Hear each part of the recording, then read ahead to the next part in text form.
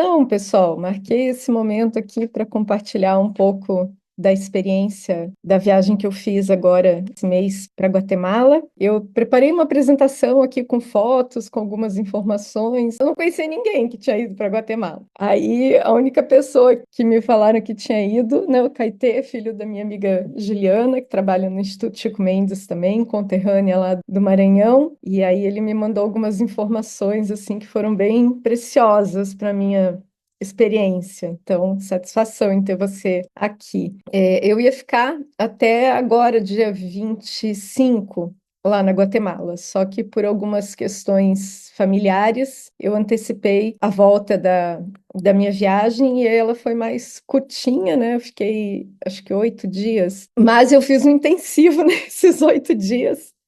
E aí pude conhecer um pouquinho, né, pelo menos algumas coisas e viver algumas experiências assim que eu tinha planejado. Eu não sabia praticamente nada assim sobre a Guatemala até resolver viajar para lá e viajei sem saber muita coisa também, assim.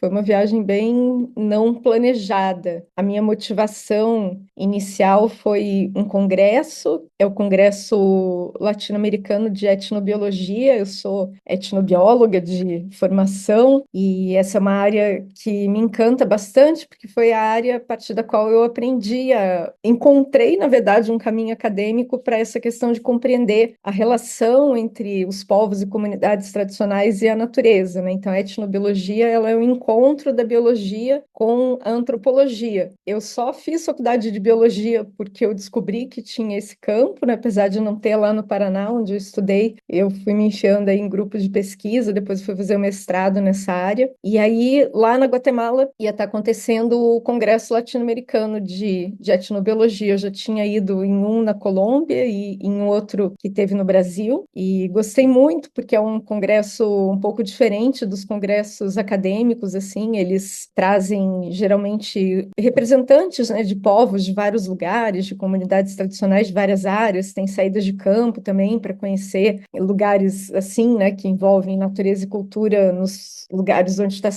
onde o congresso ocorre, e foi para participar de um congresso assim também que eu já viajei uma vez para o Butão, né, que algumas pessoas sabem que daí foi o congresso mundial, mas aproveito às vezes esse mote dos congressos para ter essas experiências. Aí esse congresso ia ser na Guatemala, eu não ia, mas aí eu fui convidada para coordenar um simpósio sobre sítios sagrados na América Latina, junto com duas colombianas. Aí isso foi uma motivação, assim, para eu ir, que esse é um tema que eu gosto muito, né? Trabalho há muito tempo com ele, fiz meu doutorado nessa área. Não tinha apoio para ir participar do evento, né? Tinha que ir por minha conta.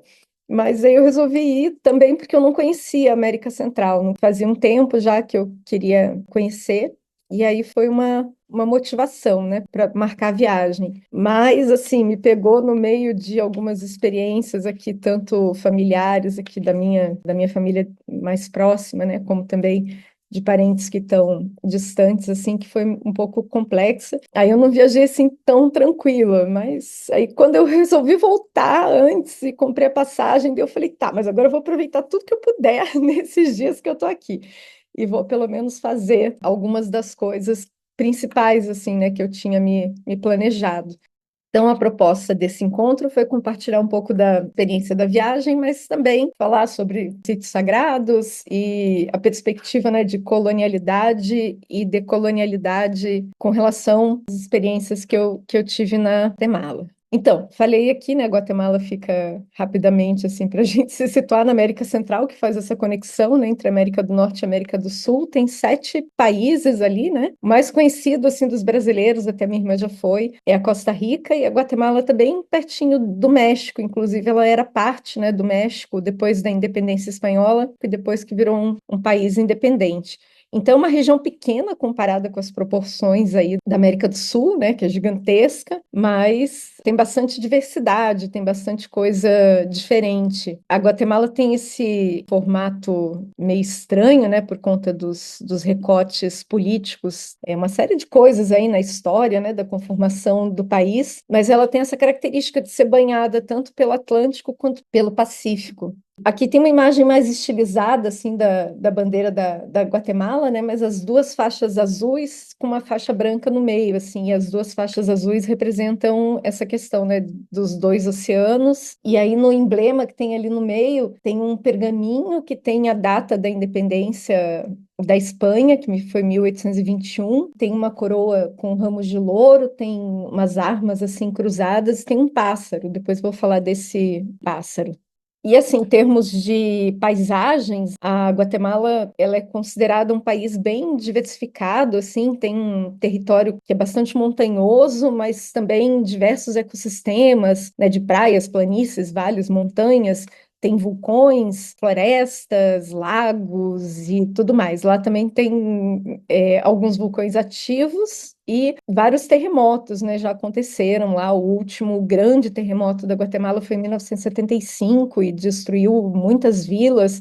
Antigua mesmo, que foi a cidade principal que eu fiquei, foi destruída também por um terremoto, mas um pouco antes, né, no final do século passado, de 1800 e qualquer coisa. Oficialmente, a Guatemala tem 33 vulcões, mas tem uma estimativa de ter mais de 280 estruturas vulcânicas, assim, né, extintas. E lá também está o vulcão mais alto, o ponto mais alto da América Central, que é um vulcão que tem 4.220 metros. E lá também tem um dos vulcões mais ativos, né, do mundo, que é o vulcão de fogo, que eu vou falar um pouquinho mais dele, porque eu fui visitar. A Guatemala também tem uma riqueza cultural enorme, parte, né, representada pelos imigrantes, né, que vieram com a colonização espanhola, mas também descendentes, sobreviventes das culturas maias, apesar de a população ter diminuído muito, né, e quase ter sido dizimada também, assim, o genocídio foi enorme no processo colonial, mas tem 23 grupos linguísticos de tradição originária maia, grupos linguísticos diferentes, e também povos que eles não chamam de maia, mas que seria mais ou menos parecido com os nossos povos indígenas, apesar dos maias serem meio indígenas também, que têm uma língua diferente. Os ladinos são os descendentes maias, mas que meio que se ocidentalizaram, né? Não usam mais a vestimenta e também não falam as línguas tradicionais, falam só o espanhol. E nessa questão da diversidade cultural também tem muita coisa lá, né? Além da diversidade paisagística, então tem muito sítio arqueológico. Eu achei interessante, assim, que eu não sabia nada, né, sobre a Guatemala, mas os maias, eles são diferentes dos astecas e dos incas, que são contemporâneos, né, que ocuparam outras regiões aí das Américas. E também, né, construíram sociedades bastante complexas, assim, e tinha essas estruturas de fazer pirâmides, canais de irrigação, assim, muita cultura, eram monarquias, né, então eram reinados, mas os maias, particularmente, eles já tinham abandonado as cidades que hoje são sítios arqueológicos, quando os espanhóis chegaram. Não se sabe exatamente por quê, né? Tem algumas teorias de que foi por causa de uma grande seca, assim, que assolou a região, e aí eles tinham abandonado as cidades e ido viver em pequenas aldeias espalhadas pela floresta. Algumas pessoas dizem que foi por causa das guerras, outros por causa da seca, também por conta de epidemias, mas é considerada uma tradição, assim, muito enigmática, ainda tem muitas coisas não explicadas e tem muitas ruínas que estão perdidas ainda, né, no meio da selva, assim, que não foram localizadas. E mesmo as que já foram localizadas, como essa aqui que está na foto, que é o lugar mais famoso, talvez, da Guatemala, que é Tikal, ainda tem coisa sendo descoberta, né? Ainda tem uma série de monumentos que não foram escavados e estão sempre descobrindo coisas novas.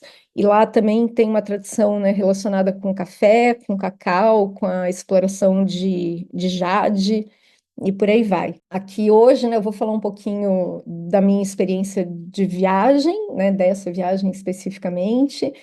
Também, pegando aqui o tema, né, que eu coloquei na proposta, os lugares sagrados, espécies e também fenômenos sagrados, né, essa questão do sagrado tem uma diversidade também de coisas um pouquinho da história da cultura maya, que eu até não conheço tanto, e de algumas experiências que eu vivenciei por lá. Parte das fotos que estão na apresentação são minhas, mas parte das fotos são da internet também, né? Então, a porta de entrada, né, da Guatemala é a capital, que chama Cidade da Guatemala, onde eu só conheci basicamente o aeroporto. Na volta, eu fui conhecer o Mercado Central. De manhãzinha, fui tomar café da manhã lá, mas na ida do aeroporto eu já fui direto para Antígua, que é a cidade onde ia ser o evento, né, o congresso, ela fica pertinho da cidade da Guatemala e ela é uma cidade colonial, histórica, tombada como Patrimônio da Humanidade pela Unesco. E basicamente todo mundo que chega para fazer turismo na Guatemala vai para Antígua, quase não fica na cidade da Guatemala. E de lá sai passeio para todos os lugares, não só na Guatemala, mas também em outros países ali perto. Aqui é uma foto da internet de Antígua. Eu não vi em nenhum momento as ruas assim, sem ninguém. Estava sempre entupida de gente, assim, uma cidade bem movimentada, né? Então tem esses casarios, assim, todos coloridos, né? Nesse aspecto colonial. Tem várias ruínas também de construções mais antigas, várias igrejas. E esse amarelo aí que aparece no centro são os arcos de Santa Catarina. Basicamente é uma das poucas construções que não foi destruída num terremoto que teve no final de 1800 qualquer coisa. E as ruas, elas são todas calçadas de pedra. É uma cidade basicamente plana, mas ela é rodeada de montanhas e vulcões. Esse que aparece na foto é o vulcão chamado Vulcão de Água. São quatro vulcões que estão aí em volta de Antígua, mas esse é o mais visível, assim. O que mais? A cidade, basicamente, ela é formada por loja, restaurante e hotel. Tem muito trânsito de pessoas, assim, que são da tradição maia, você vê pelas vestimentas, também pelas feições, pela estatura, que os guatemaltecos são tudo baixinhos, assim, pequenininho. Mas a maioria dessas pessoas não moram em Antígua, eles moram nos povoados ao redor. E tem algumas feiras que o pessoal mais local, né, que comercializa produtos, e o Mercado Central, que aí não é tanto turístico, assim. Eu fui lá algumas vezes e basicamente não tinha ninguém, assim, tipo, passeando, que nem eu, né? Mas bem interessante, assim, para conhecer um pouco mais, né, da cultura autêntica também, comer as comidas do jeito que eles comem, coisas que eu gosto de fazer, assim, quando eu viajo.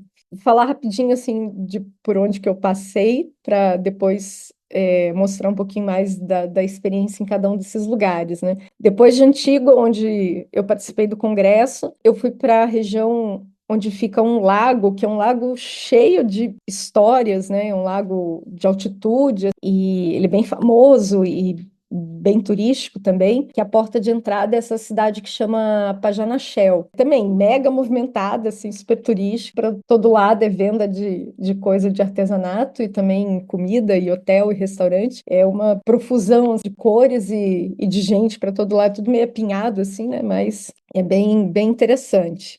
Eu queria fazer um comentário aqui, né? Assim, sem querer fazer propaganda do Airbnb, né? Mas é uma oportunidade da gente conhecer estilos de hospedagem alternativas, né? Aos hotéis convencionais.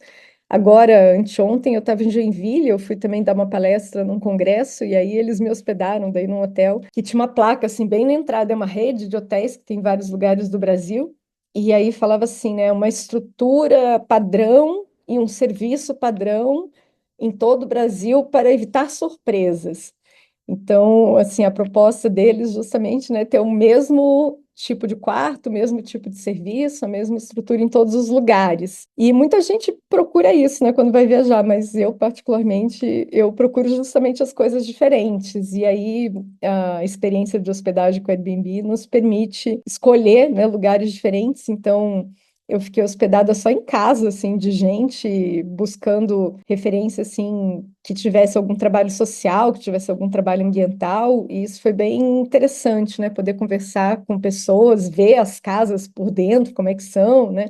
Acompanhar eles ali no café da manhã e coisa e tal, e conhecer essa foto é da casa que eu fiquei lá em Antíqua. A Amália trabalhava com projetos sociais em vários povoados, também com sustentabilidade, então a casa era abastecida com água de chuva, tinha energia solar. O filho dela era fotógrafo de vulcões, assim, então foi bem legal. E as outras hospedagens que eu fiquei também foram de pessoas locais. Eu cheguei em Antígua no dia anterior de começar o evento, eu cheguei no domingo, então eu dei uma volta pela cidade e estava tendo um festejo religioso.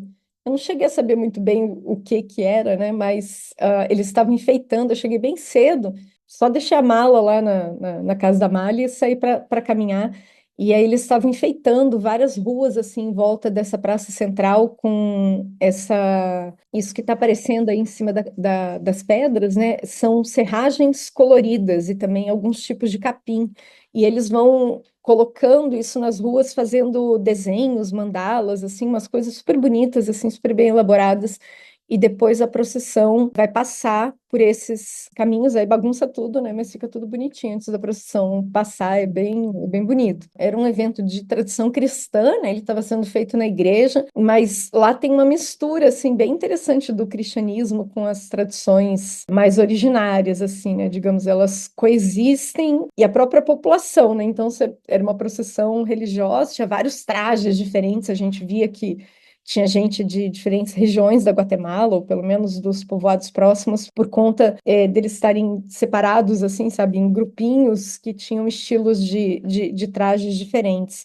E aí tinha uma orquestra tocando, assim, também, umas músicas bem legais, assim. Aí essa foi a minha manhã em Antígua. O congresso, ele foi realizado nesse prédio histórico aí, que hoje, né, ele é ocupado por um projeto da cooperação espanhola, e dentro do simpósio, né, de sítios sagrados que eu fui apresentar e também coordenar, foi bem legal, assim, foram 2 dias e tiveram apresentações de pessoas de vários países, com experiências bem diferentes, e não só de pesquisadores, né, acadêmicos, assim, mas também de pessoas que têm uma trajetória na academia, mas que são representantes, né, de povos e comunidades tradicionais também. E aí, nesse caso, né, eles sempre vêm com o traje típico do seu povo, e eles falam que os trajes, eles representam o seu território também. Então, quando eles viajam, eles vão com seus trajes para levar o seu território junto. Além de viajar, a gente também viaja nas apresentações, conhecendo experiências diferentes, lugares diferentes, povos diferentes.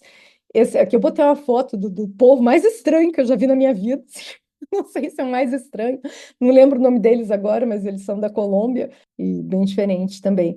A Nathalie é uma colombiana que estava coordenando o simpósio junto comigo. Eu só tinha conhecido ela pela internet, né? E conheci ela lá pessoalmente, assim, a gente passou alguns dias junto, e ela que me apresentou a Mama Maia, que depois eu fui fazer a cerimônia do fogo sagrado com ela. E no Mercado Central de Antígua, né, que nem eu falei, é numa área, tipo, não turística, não tão turística da cidade, assim, aí você encontra o pessoal mais local fazendo compras, comendo. Aí tem vários corredores, assim, ele é enorme. Tem a parte que é das comidas, tem a parte que é dos artesanatos, né, das coisas. As tortilhas que elas estão fazendo ali embaixo são a base da alimentação guatemalteca, assim, é feita de farinha de milho.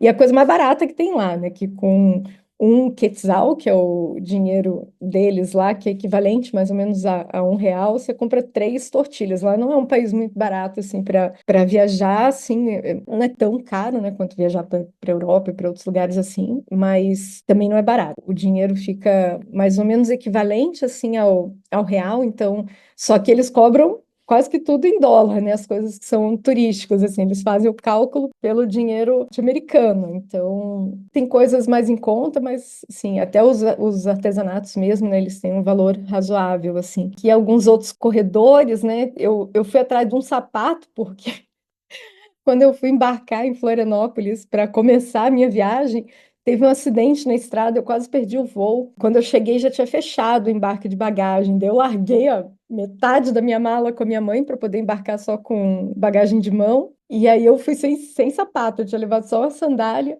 Aí, para ir fazer a caminhada nos vulcões, eu tive que comprar um sapato. Não queria comprar um sapato novo, com medo de machucar o pé. Aí eu fui procurar sapato usado, cheguei aí nesse lugar aí, comprei um tênis velho, mas serviu.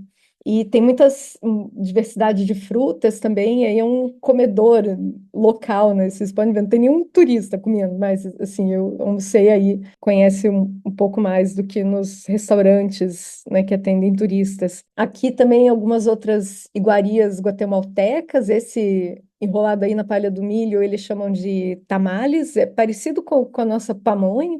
Eu comprei um todo animado achando que era uma pamonha, mas fui surpreendida com o recheio de frango, que eu não sabia. Mas eu comi em volta do frango, deixei o frango, que eu sou vegetariana, né? E um café da manhã típico guatemalteco, ele é um prato desse, assim, tem milho, tem banana frita, eu comi, nossa, comi muita banana frita, assim, e abacate, e também um pedaço de carne, e um molho apimentado, né? Eles gostam bastante de pimenta. Para vegetarianos não tem tanta opção assim culinária, né? Porque quase tudo tem carne, mas algumas coisas que eu experimentei lá tem umas barraquinhas, inclusive na rua, que eles vendem as frutas assim nesse formato, ou em copo, ou em saco. Eles botam suco de limão, aí sal, se come salgada. E um tempero marrom, assim, que eu não sabia o que que era, mas achei delicioso. Daí depois eu perguntei, é semente de abóbora moída, assim. Mas o contraste, né, da manga um pouquinho doce com o salgado e o limão, assim, fica bem interessante. Esse de cima são feijões, vários tipos de feijão aí, seco, né, desidratado e salgado. Ali o plátano frito, a banana.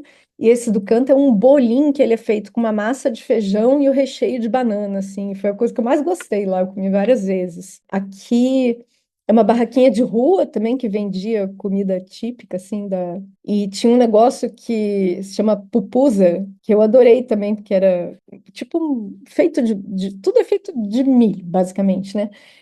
Mas você colocava umas coisas de recheio e em cima colocava só guacamole com um pouco de salada. Em vez de comer em restaurante, comia quase sempre na rua.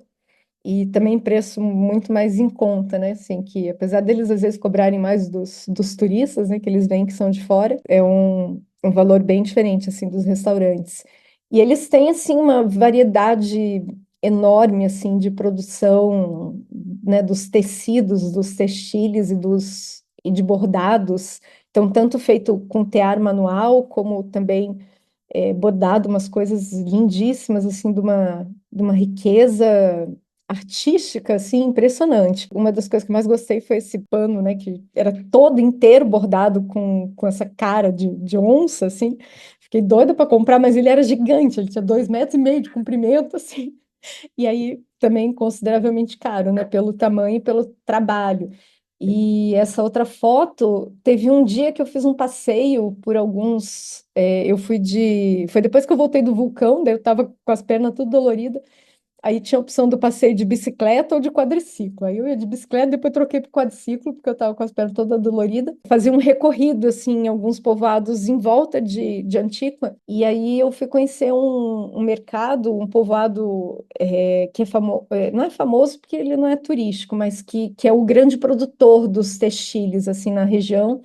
Aí você vê as pessoas fazendo, conversa com as mulheres, principalmente mulheres, né, que fazem. E aí é meio de praxe, assim, aí eles convidam você para vestir um traje típico guatemalteco e tal. Daí já que eu estava lá, né, estava na minha experiência turística, e eu deixei a mulher me vestir e tirei essa foto aí. A música tradicional, ela é feita com esse instrumento aqui que não está aparecendo direito, mas que está atrás da bateria, que chama malimba, né? Tudo que tem mais tradicional lá usa esse instrumento.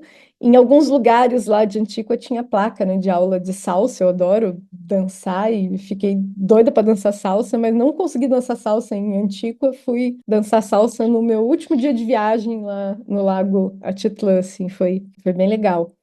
Aí um dos passeios que eu fiz saindo de Antíqua foi o tour dos vulcões. São dois vulcões, né, que têm próximos um do outro, eles são considerados vulcões irmãos. Aí você sai de Antíqua, que está a 1.500 metros, aí sobe até o lugar onde começa a trilha. Aí tem uma trilha de caminhada que demora umas 5, 6 horas, que chega até um acampamento base, que está a 3.600 metros de altura. Muito mais do que qualquer lugar que a gente tem aqui no Brasil, né? As montanhas mais altas do Brasil não chegam a isso. Você sobe no vulcão que está extinto, que é o Acatenango, e tem uma visão assim de cara para o vulcão de fogo, que é o vulcão mais ativo da América Central, um dos mais ativos do mundo. E aí foi um dos lugares que eu queria conhecer. Eu fui no meio do congresso, assim, quando terminou o simpósio de sítio sagrado, eu dei uma fugida, fui fazer a caminhada do vulcão. Ele é um overnight, você sai de manhã, aí você sobe durante o dia, aí chega no acampamento base, aí descansa um pouquinho, aí faz essa caminhada que vai em direção ao outro vulcão, e vai ter um mirador, assim, que é o mais próximo que você consegue chegar da cratera, né, por onde ele está em erupção sem perigo.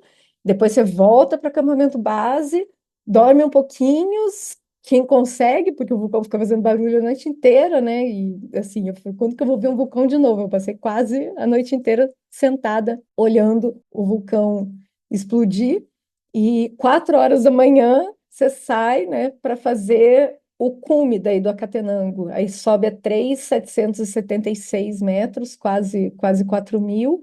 Sai, caminha à noite para pegar o nascer do sol lá. É o padrão lá, né, que eles fazem. Aí depois você assiste o nascer do sol, fica lá um pouco, depois volta e daí tem que descer tudo até embaixo. É um overnight, você sai na manhã de um dia e volta no meio da tarde do dia seguinte. Aí nessa subida a gente vai passando por vários tipos de ambientes também, tanto por campos de produção agrícola, depois por uma floresta mais tropical, úmida, depois por uma floresta mais seca, aí entra numa faixa que só tem coníferas, e aí depois você chega na parte que acaba as árvores, e aí é só solo vulcânico. É um parque regional, essa área, e conforme você vai subindo, chega um momento que você consegue avistar aí o vulcão de fogo, né, que está na frente durante o dia. A aparência que ele tem, que a gente enxerga, né, é ele expelindo fumaça, basicamente, né, assim, então fica mais ou menos desse jeito. E dá umas tremidas, assim, na terra também, né, o barulho não é assim tão alto, né, mas é considerável. Aqui uma placa do parque, né, dando as boas-vindas aí. Lá em cima é um frio desgramado, né, tá quase a 4.000 metros de altura, então é bem frio. Eu tinha alugado uma jaqueta, eu não tinha levado casaco suficiente para essa condição climática, chega a fazer -10 graus, assim, tem vento, né?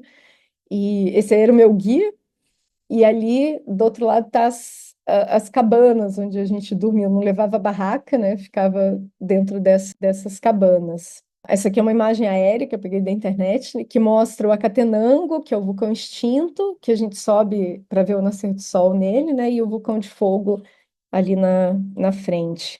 Aí, como eu falei, esse aqui é uma vista que a gente tem quando caminha aquela caminhada que eu falei, que atravessa do Acatenango para o Vulcão de Fogo, né? Aí de dia ele aparece desse jeito, mas de noite ele fica daí com a lava incandescente, né? As erupções dele atualmente, elas são relativamente pequenas, né? Então elas não chegam a ameaçar os povoados próximos, mas já teve, né, casos de ter que desocupar os povoados, inclusive em 2023 foi a última vez que ele teve erupções maiores assim, aí teve que tirar, né, o pessoal de alguns povoados, mas é feito todo um monitoramento assim dos vulcões, então eles vão acompanhando. E elas acontecem mais ou menos a cada 20 minutos, assim, mas ele não segue, né? Ele não usa relógio, então não é muito padronizado. E eu tinha só o meu celular, não tinha power bank, então eu fiquei economizando a bateria do meu celular para poder tirar foto e acabei não conseguindo tirar foto do vulcão explodindo.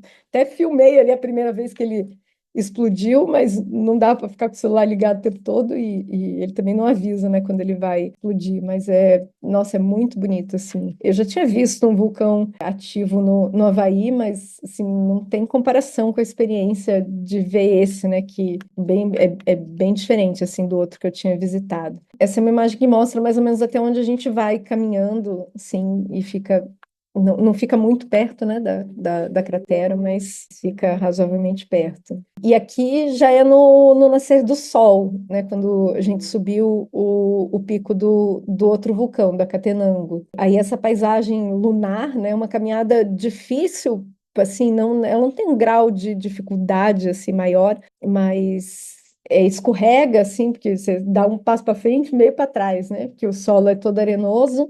E é só pedra e areia. E também já tem o efeito da altitude, né? A gente está chegando a quase 4.000 metros. Uma coisa interessante que o Caetê me avisou foi que ele falou para mim: vai, é a última coisa que você faz na tua viagem, porque quase todo mundo volta passando mal. Ele falou que na viagem dele, né, que na vez que ele foi, o grupo dele lá quase todo voltou passando mal, assim. Eu ia fazer uma aclimatação antes de ir para Catenango, mas acabou que eu não fiz, porque não ia dar tempo. Aí eu fui direto para lá, mas fui confiante de que as minhas experiências prévias de altitude iam estar na minha memória. E também segui a dica do meu cunhado, que ele subiu a Aconcagua uns anos atrás, né? E ele falou que a coisa mais importante era beber muita água, assim. Então eu levei 6 litros de água. Lá não tem água, né? Lá em cima você tem que carregar tudo.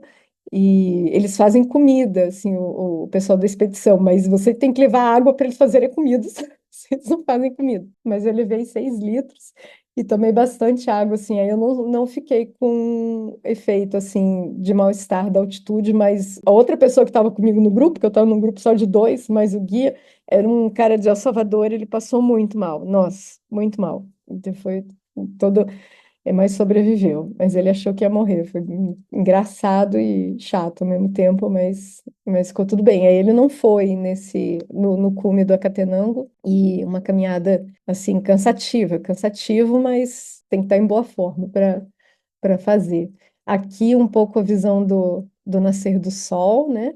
E também aí se avista vários vulcões, estava meio fechado, né? Quando eu fui, tinha bastante nuvem, mas diz que você enxerga os oceanos e que dá para ver até o México e coisa e tal, mas é bem bonito. Tinha um bocado de gente lá, eu fui dia de semana, né? Mas tinha bastante gente, diz que no final de semana fica bem cheio. Uma outra coisa mais chata de caminhar é que você vai escorregando, enfiando o pé dentro da areia, né, e vai enchendo de pedrinha dentro da bota.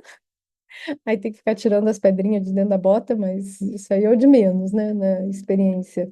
Aí quando eu voltei para Antígua, eu fui participar mais um pouquinho do congresso de novo, que eu tinha uma palestra para fazer, e depois no período da tarde eu fiz o passeio de quadriciclo em vez de fazer de bicicleta, onde a gente foi em alguns povoados ali do entorno. Vimos algumas coisas locais, como o mercado lá onde as mulheres fazem os textiles.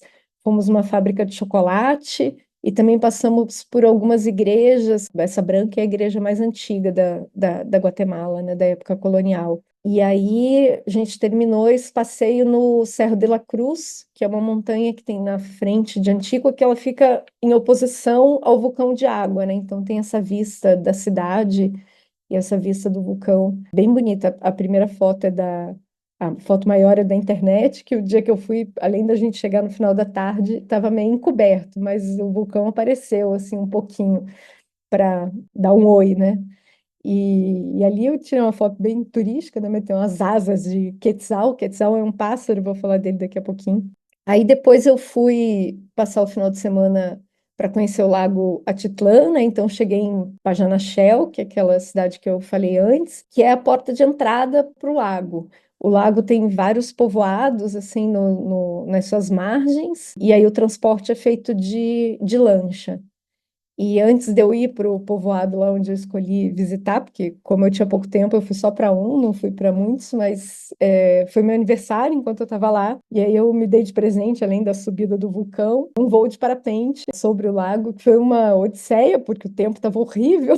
E aí, mas assim, deu tudo certo e foi bem no final da tarde, mas teve um vento assim que abriu assim o lago bem na hora que eu ia saltar. E justamente a gente saltou porque teve essa janela. E aí, apesar do tempo estar fechado e tinha raio, estava chovendo, mas deu uma abertura assim que demorou uns 20 minutos, já fechou tudo de novo, que deu para fazer o salto e que deu para fazer o salto vendo, né, o lago e os vulcões. São 4 vulcões também que tem ao redor do lago, assim, foi bem legal. Foi rápido, daí não deu para ficar passeando no céu. O piloto falou para mim, ó, nós vamos decolar e pousar, né? Mas vamos lá. Mas foi uma experiência diferente, né? Nunca tinha feito e bem emocionante, assim, e bem bonito, assim, de ver o lago também. O lago tem esse formato, né? Essa é uma imagem aérea e ele tem um mapinha com os povoados que estão no entorno. Só que eles não são bem povoados, são cidadezinhas, assim. Eu achava que era mais rural, assim, parecido com Titicaca. Mas não, é cidadezinha. E aí cada povoado tem um perfil, uma característica, assim. Então tem um que é conhecido como dos hippies, assim, que na verdade não é muito hippie, é mais alternativo, e aí tem muito retiro de yoga, de meditação, muito estrangeiro que mora lá. Tem uns que são super chiques, assim, que só tem estrangeiro mesmo. Tem um que é um povoado israelita, eu não cheguei aí nele, acho que é o São Marcos, e eu fui para San Juan de la Laguna, que é tido como um povoado que tem mais a presença da comunidade maia, que tem bastante coisa relacionada com as artes, né, que são feitas por eles. Aí eu tinha que escolher um para ir, não ia dar para ir em mais de um, então eu fui para San Juan. Aqui uma foto da internet também, né, mas que mostra um pouco da visão que se tem do lago, né? Bem bonito, rodeado de vulcões. E aí São Juan de la Laguna é uma cidadezinha, então daí ele é famoso por ter essas ruas enfeitadas. Tem uma rua que é das sombrilhas, que é cheia de sombrinha pendurada, tem outra que é dos sombreiros, que é cheia de sombreiro pendurado, e tem muitos painéis também, com pinturas feitas pela população maia mesmo. É bem bonito, assim, caminhar pelas ruas lá.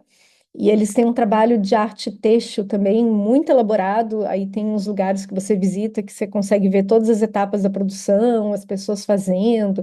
Aqui era uma demonstração também das tinturas que são utilizadas para colorir a lã, né, os tecidos, com uma variedade também de plantas, né, são todas tinturas naturais, assim, um trabalho muito especial, assim, muito bonito. Aí uma outra coisa que eu fiz lá em San Juan, um passeio, aqui a foto de lado, mas é para mostrar a montanha, que ela é chamada de Rostro Maia, porque inclinada ela parece ter essa forma, né? É um lugar sagrado, tem várias coisas associadas aí à tradição maia, e tem uma caminhada, né, que faz para lá também na madrugada, que é para ver o nascer do sol.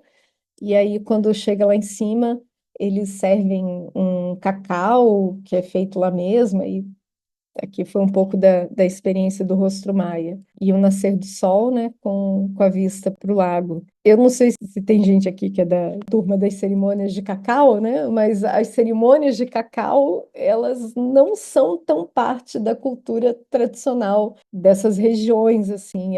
Elas foram popularizadas por esse figura aí, Kate, não sei o quê, não lembro o sobrenome dele, e ele foi que criou essa mística em torno de cerimônias de cacau, e aí eu conheci um pouquinho da história dele lá. Ele faleceu em 2024, mas tem bastante coisa assim relacionada com a história dele e o cacau que é produzido ali pela comunidade que ele viveu. Uma coisa que eu queria fazer também era tomar um banho no lago, né? Só que como os povoados não são povoados assim rurais, são cidades, não dá para tomar banho perto da cidade, assim, porque a água não é tão limpa e também não tem, assim, só você pular no meio das lanchas. Mas aí eu fui caminhando até um lugar que é um parque e que aí disseram que era melhor para tomar banho. E depois eu voltei de tuk-tuk, que era uma coisa que eu queria fazer na Guatemala também, que são essas motinhos, né, com essas carenagens, uma forma de transporte ótima, assim, que eu não sei por que que as cidades brasileiras não têm, porque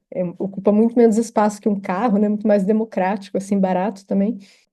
Última coisa que eu fiz lá foi encontrar a Mama Rosenda, que a Nathalie me apresentou, para fazer uma cerimônia do fogo sagrado dentro da tradição maia, né? E aí ela falou: mas você tem que vir aqui onde eu moro. Aí ela me falou o nome do lugar que ela morava, eu não fazia a menor ideia de como é que chegava lá, porque os passeios turísticos tem muita van, né, que faz o deslocamento. Então, qualquer esquina tem uma agência e você contrata o serviço de uma van e te leva para Antígua, para Cidade da Guatemala, para Pajanaxel, para Tikal, para Semuc Champey, todos os lugares que são turísticos, assim, tem as vans. Mas para os lugares não turísticos, aí são os chicken bus que eles usam lá. Aí eu tive que pegar 4 chicken bus para chegar na cidade lá da Mama Rosenda.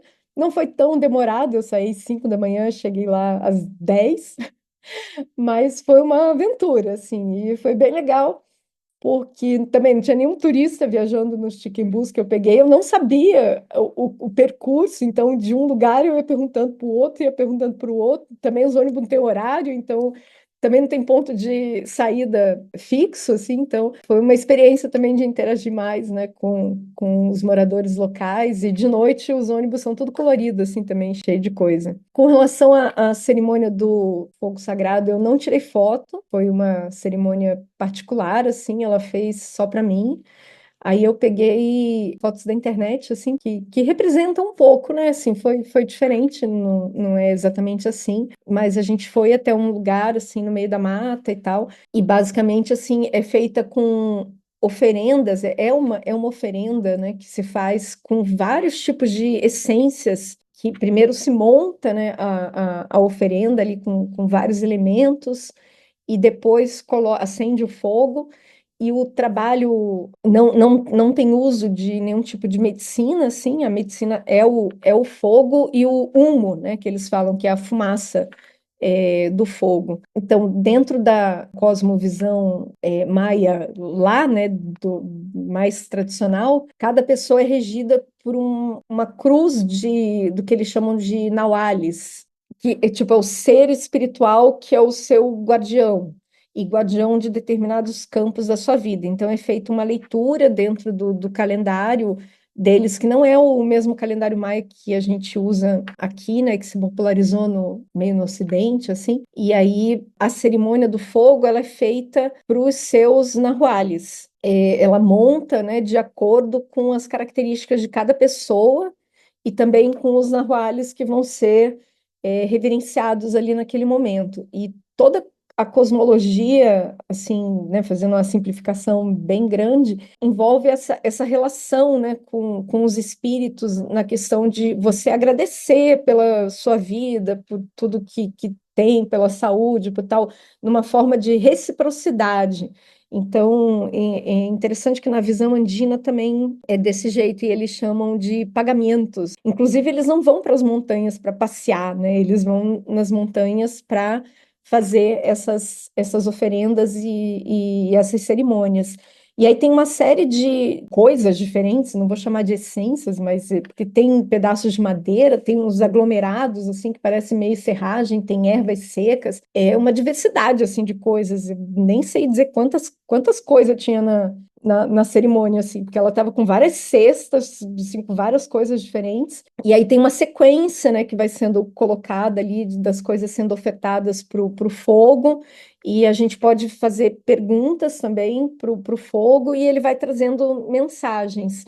E o trabalho, né, dos curandeiros, das pessoas que são iniciadas assim nessa tradição, que é bem secreta também, assim, eles não passam isso para pessoas que não são da cultura, ela vai lendo as mensagens do fogo pelas labaredas, pela forma como as labaredas se manifestam, e também outros sinais da natureza que vão acontecendo ao redor, pela fumaça, pelo tipo de fumaça, pelo jeito, né, que está sendo emitido, por como que o fogo responde quando se coloca determinadas coisas nele, e não usa madeira, só usa esse tipo de coisa. E também esses coloridinhos aí são velas, mas não são vela que se acende assim o pavio e deixa ela queimar, né? Eles colocam a vela inteira no fogo, são umas velas bem fininhas, assim.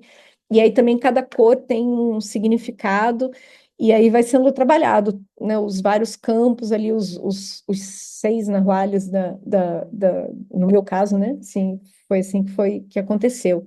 Muito interessante, assim. Depois, né? Em outro momento posso também compartilhar algumas outras questões com quem gosta dessas coisas assim, mas as mensagens que o fogo me trouxe. Tu Então, aprendeu a ler o fogo? não aprendi a ler o fogo. A mulher Não tem foi 50 iniciada? anos.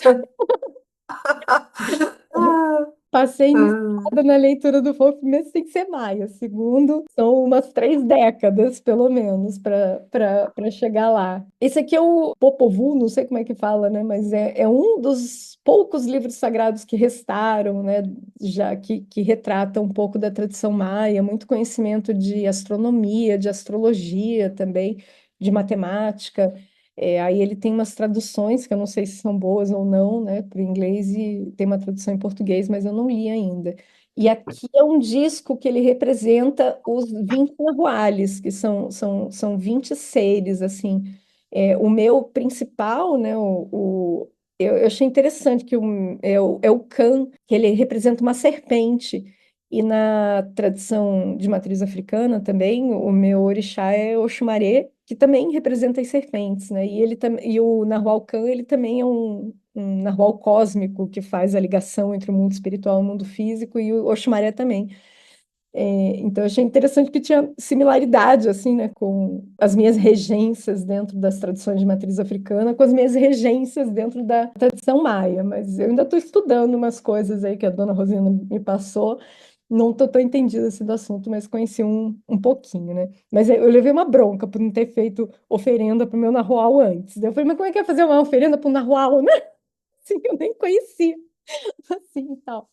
Mas ele tava assim, né, meio bravo comigo, porque eu não tinha feito oferenda antes.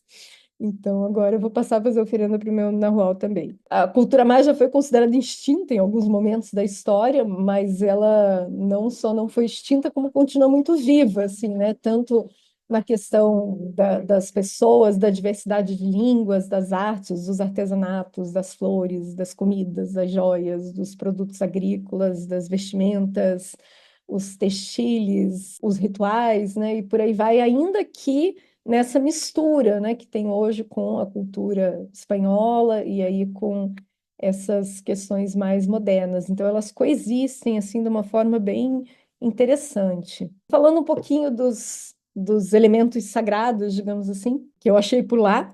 Alguns eu não achei diretamente, que nem esse aqui é o pássaro Quetzal. Ele foi eleito aí, sei lá por quem, mas né, um dos seres alados mais belos que existem. Ele tem essa plumagem verde brilhante, com cores iridescentes, né, e douradas, e os machos diz que tem a cauda de até 1 metro. Ele é o símbolo nacional da Guatemala. Tem uma população mais reduzida hoje em dia, mas não está ameaçado de extinção. E ele foi muito usado nos adornos cerimoniais, né, da antiguidade. E era uma das coisas mais preciosas, assim, né, só a realeza que usava as penas de Quetzal. Também era uma espécie sagrada para os maias, para os astecas. E eu li aqui na internet também que tem 5 espécies diferentes. E a maior população está na Costa Rica. E o quetzal, o pássaro, dá nome ao dinheiro, né, a moeda da Guatemala, que é chamada de quetzal também, por conta do pássaro. E está na bandeira da Guatemala também. E ele é um ser espiritual, não é só um animal, né? Mas ele representa na tradição maia Kukulkan, que é o deus serpente emplumada, que os incas têm o Quetzalcoatl, que é uma figura meio parecida também, né, dentro da mitologia, mas o Quetzal é considerado a encarnação física desse deus. Também tem a questão das árvores sagradas. Aí eu passei por uma quando eu estava subindo o vulcão, aí eu via que os guias tudo faziam reverência, assim, aí eu perguntei, né, o que que era a tal da ceiba, que é a nossa Samaúma da Amazônia, né? Quem já foi para a Amazônia ou quem já ouviu falar também, né? Várias pessoas aí dos réus conhecem ou já ouviu falar Samaúma. E aí tem toda a simbologia, né, da base do tronco, as raízes representar o submundo, o tronco, a vida aqui na terra, e aí os galhos mais altos, né, morada dos deuses, entrada para o céu e coisa e tal, várias representações. E aí onde tem, né, assim, próximo das cidades samaúmas grandes, elas são também reverenciadas, então normalmente elas estão protegidas ou cimentadas, que nem essa, né? Mas tem uma série de oferendas religiosas, elas são altares também, né, de reverência. Tem uma flor também considerada sagrada, que é a monja blanca, não sei o nome maia dela. Ela é considerada flor nacional da Guatemala também, tem até um dia de celebrar ela. E o milho, né, que assim como outros países, como o Peru e tal, tem uma diversidade enorme de milhos lá, de várias cores, de vários tamanhos, de vários jeitos, e ele é considerado o alimento mais essencial, base da alimentação de vários pratos. Ele também está presente nas cerimônias, nas oferendas. E ele é considerado um presente dos deuses, né? Na Guatemala, o milho é declarado como patrimônio natural e cultural, né? As variedades de milho. E na tradição maia se acredita que os seres humanos foram gerados a partir do milho, e não o contrário, né? Assim, foram os seres humanos que geraram o milho, apesar de que na tradição asteca tem a história da planta que deu origem ao milho. E também no passeio lá que eu fiz de quadriciclo, a gente foi conhecer uma oficina de jade, e aí a jadeíta, que é a pedra mais específica, a jadeíta verde imperial, botei o nome ali, ela é considerada essa pedra dos deuses, então ela foi encontrada na tumba, essa imagem que está embaixo, essa que tem os coisinhas assim, ela foi encontrada ano passado na tumba de um rei de uma das pirâmides lá que foi feita a escavação. E aí ela é considerada também uma pedra com vários poderes mágicos e de proteção e coisa e tal. E dentro da tradição maia antiga, assim, se fazia máscaras, adornos e várias coisas com ela.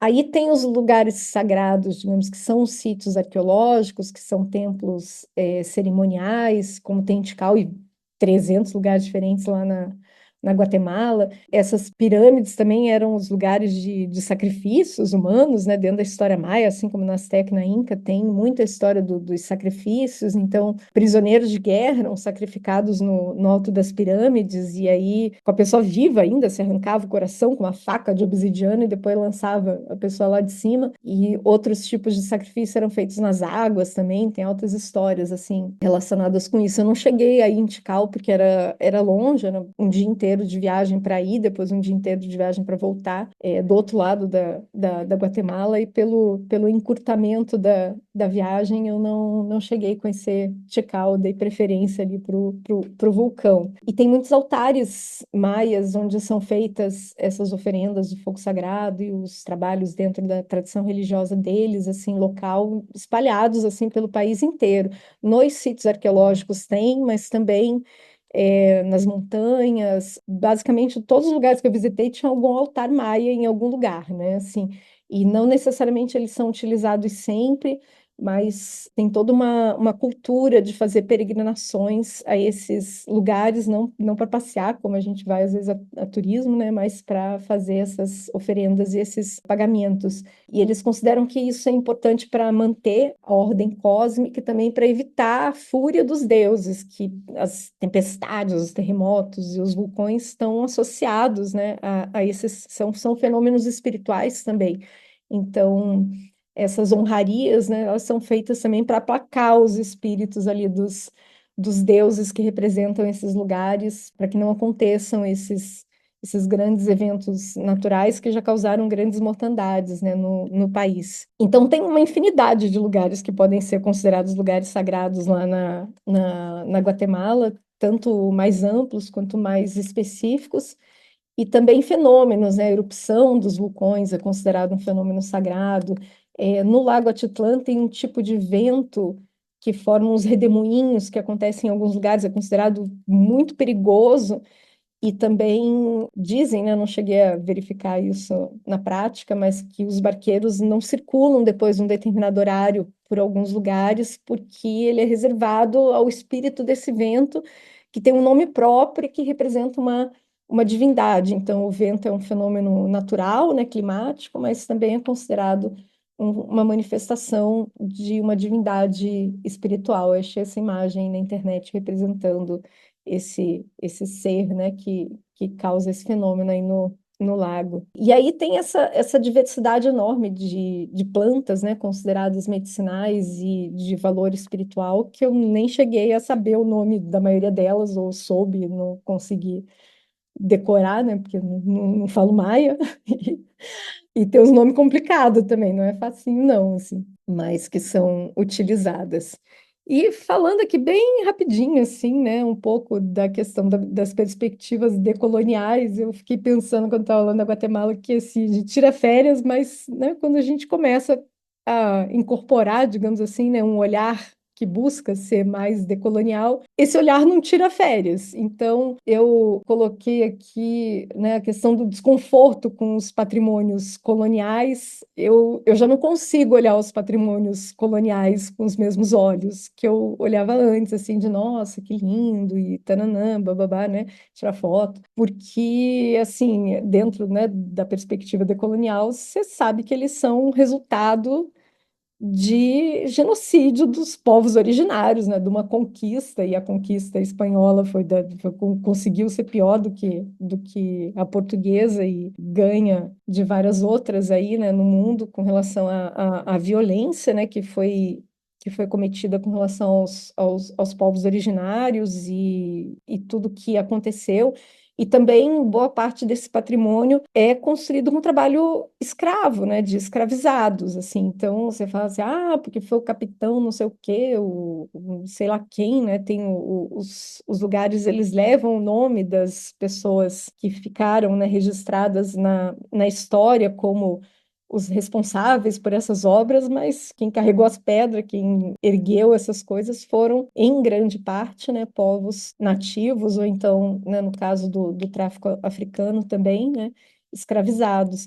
E foi interessante quando eu fui visitar a Dona Rosenda, né, que a gente passou a manhã inteira fazendo a cerimônia do fogo e depois passou a tarde inteira conversando. E ela falou assim, né, que tinham chamado ela para ir no congresso, mas que ela não gosta de Antígua e que a maioria das pessoas, né, fora o pessoal que tem as relações comerciais lá, vai lá com muita relutância, porque é um lugar que traz para eles muita dor, porque tem toda essa história relacionada com essa questão, né, do sangue, do suor e das lágrimas dos povos que foram massacrados. E aí o evento foi num centro que hoje leva o nome, né, de Cooperação Espanhola, e tem vários projetos lá na região, assim, então quis trazer aqui um pouco essa consideração. E uma outra coisa que não só a Mama Rosenda, mas outras pessoas também me falaram, né, que eles não fazem artesanato, que o que eles fazem é arte, né, assim, e assim, os trabalhos são extremamente elaborados, assim, eu vi, né, tive a oportunidade de ver lá naquele mercado lá que eu fui, as mulheres tecendo, é complicadíssimo, assim,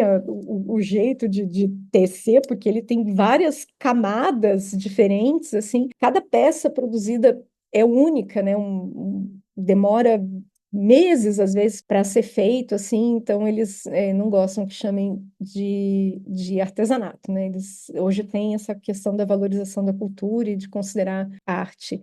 E também, como acontece em muitos lugares e dentro desse processo do turismo, né, a mercantilização das tradições, a apropriação dos referenciais maia pelos estrangeiros que aí usam da tradição para fazer propaganda, para atrair mais turistas e para movimentar os negócios, nem sempre honrando adequadamente, né, os povos de onde aqueles conhecimentos têm origem, e aí vendendo a cosmovisão. Então, para mim foi uma coisa especial, assim, eu ter conseguido conhecer uma mama tradicional que faz, né, atendimentos, que inclusive atende, né, pessoas estrangeiras, mas que, tipo, tem que chegar lá, tem que descobrir ela, né? Ela não sai por aí oferecendo os seus serviços, não está na internet. Também ela não tem um valor, assim, ela não tem um preço, né? Ela fala, a cerimônia não tem preço, você retribui como você quiser, como você puder. E também que me foi apresentada por uma outra indígena vinda da Colômbia, assim, porque em muitos lugares lá que a gente vai tem, assim, tem, né, tem propaganda, faça a cerimônia do fogo maia, assim, e cerimônia express, né? Você vai lá meia hora, faz a cerimônia.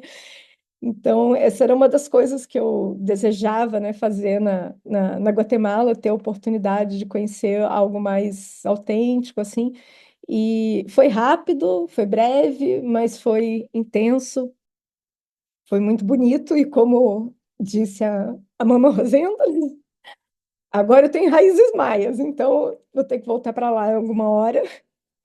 E, e foi muito legal. Bom, mas aí é isso.